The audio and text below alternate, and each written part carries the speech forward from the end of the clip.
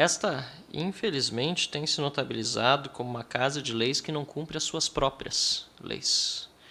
Eu acho muito triste ter de admitir isso como parlamentar, mas é com muita frequência que nós vemos o próprio regimento interno ser desconsiderado, rasgado nesta casa, o que demonstra que aquele documento que foi criado e aprovado por parlamentares para regrar o funcionamento desta casa, aquele documento não é respeitado pelos seus próprios membros. Como podemos nós, deputados, exigirmos da população que siga as leis aprovadas por esta casa, se o próprio parlamento não respeita aquelas que ele se auto-impõe? É uma reflexão importante que eu gostaria de trazer também aos trabalhos dessa frente ética contra a corrupção, no momento em que faz também um trabalho minucioso para denunciar esse orçamento secreto, que de resto, na nossa República, não é novidade, principalmente no pós-1988.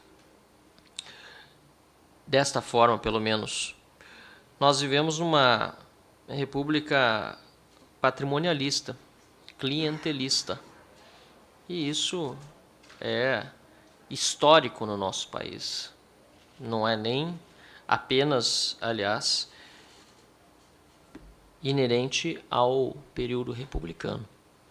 Mas se nós regressarmos ao ano de 1988, e se aproxima o dia 5 de outubro, quando serão lembrados 33 anos da promulgação da Constituição Cidadã, nós vamos perceber que uma série de eventos ocorreram, deputada Paula, ao longo desse tempo, que justificaram, entre aspas, novas soluções que se tornaram novos problemas.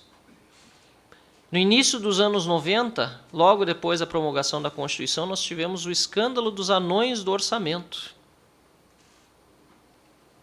Teve gente presa, teve gente morta, assassinada. Notícias em todo o Brasil. 2 principais esquemas de corrupção via entidades filantrópicas e via percentuais pagos a parlamentares e assessores de obras realizadas por empreiteiras. Para supostamente corrigir este escândalo, criaram-se as emendas parlamentares, em que cada deputado, supostamente, e cada senador, teria direito a um valor anual para enviar as suas bases. Como, aliás, reconheça-se, é praxe em muitos países, inclusive na própria Inglaterra, um dos berços da democracia contemporânea, onde surgiu a expressão pork barrel politics, que é a política do barril de carne de porco, porque no passado os políticos subiam no território inglês em caixotes para fazer os seus discursos, e esses caixotes tinham, claro, além de carne de porco, outros tipos de mantimentos e alimentos que eram vendidos nas feiras. Eles viravam o barril, subiam em cima e faziam seus discursos prometendo benefícios para os seus constituintes, constituents.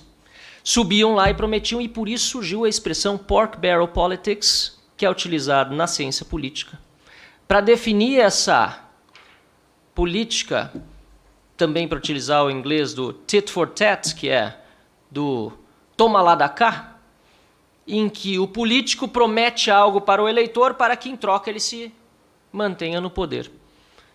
Que também, de resto, senhora presidente, não significa necessariamente algo errado, desde que, obviamente, não redunde em benefícios pessoais para o político, mas que possa levar a ganhos sociais de forma transparente. Porém, a solução criada pelo parlamento brasileiro das emendas parlamentares acabou se sagrando uma solução também equivocada. Porque até o governo Dilma, as emendas parlamentares eram pagas prioritariamente para quem apoiava o governo. Partidos que não apoiavam o governo não recebiam a mesma proporção de recursos que recebiam aqueles que apoiavam, ou melhor, deputados filiados daqueles partidos. Quem tem um excelente trabalho sobre isso, aliás, vários cientistas políticos têm, mas Fernando Limonge faz um excelente trabalho comprovando, cientista político brasileiro, essa relação que havia entre proporção de emendas parlamentares pagas a partidos que apoiavam o governo. Chegado o governo Dilma Rousseff, as pautas bomba de Eduardo Cunha, nesta casa legislativa, acabaram fazendo com que um acordo improvável fosse feito entre Dilma e Cunha. E este acordo incluía a impositividade das emendas parlamentares individuais. Elas passariam a ter de ser pagas necessariamente para evitar essa política do toma lá da cá, e apenas os parlamentares vinculados ao governo ou apoiadores do governo serem beneficiados com recursos do orçamento para suas bases. Com um adendo que, claro, em toda solução dada, acabam sendo embutidos alguns problemas, com um adendo obrigando os parlamentares a destinarem 50% das verbas à saúde, porque a Dilma queria, dada a incompetência também de sua gestão, garantir que o mínimo constitucional na área da saúde fosse cumprido pelo seu governo com a ajuda dos deputados e dos senadores. Faço questão de abrir esse parênteses, senhora deputada Adriana Ventura, minha colega, porque a má gestão na saúde e os desvios também é consequência dessa obrigatoriedade dos 50% de emendas parlamentares de deputados e senadores, muitos dos quais não têm proximidade com o setor e acabam se vendo obrigados a destinar a verba que constitucionalmente precisaria ser aplicada pelo Executivo Federal nas suas próprias emendas individuais. Há tempo já tenho discutido esse assunto e entendo eu que as emendas parlamentares individuais impositivas, enquanto existirem, devam ser de livre escolha do parlamentar para que área vão e não metade delas serem destinadas à área específica da saúde, porque isso gera, no mínimo, ineficiência, para não dizer desvio e corrupção. Pois bem, dá-se esta solução e surge um novo problema, o orçamento secreto.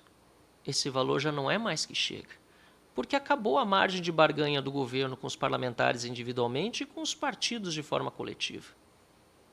E o que o governo Bolsonaro faz aqui na Câmara, com seus líderes no Senado, na Câmara e no Congresso, dá suporte à criação de um orçamento paralelo, um orçamento secreto, nos moldes do que eram antigamente as emendas parlamentares individuais após o escândalo dos anões do orçamento, para beneficiar os políticos mais próximos da sua base, sobretudo líderes que recebem a maior parte do quinhão e distribuem àqueles apaniguados que entendem os líderes são merecedores de suas atenções.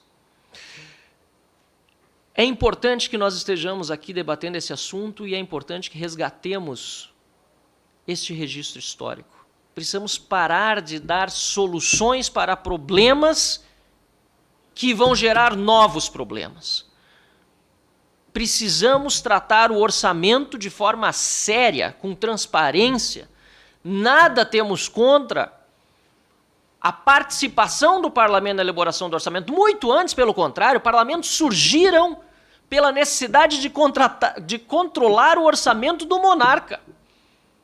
A classe empreendedora, a classe mais revolucionária para o horror dos marxistas, que era a classe burguesa, que era a classe que vinha de baixo, que estava cansada de se ver espoliada por meio da cobrança de impostos dos monarcas que utilizavam do orçamento a seu bel prazer, se reuniu e passou por meio de conselhos, de parlamentos, a definir qual era o futuro do orçamento público, composto de dinheiro do povo, de quem trabalha, de quem empreende, de quem está dando seu suor para sobreviver, nem sempre para viver bem.